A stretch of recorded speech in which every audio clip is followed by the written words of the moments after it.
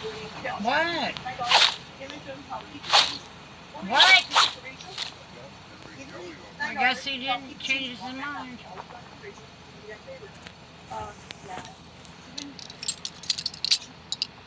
That's why I've asked him is he on any type of medication? Has them see side effects, psychological like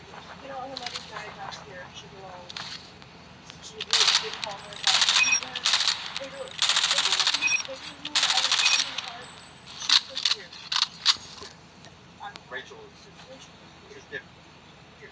While the aunt had no proof, she believed that Rachel had once again begun using drugs, and this was the reason behind her strange behavior. The cops, too, were inclined to believe this.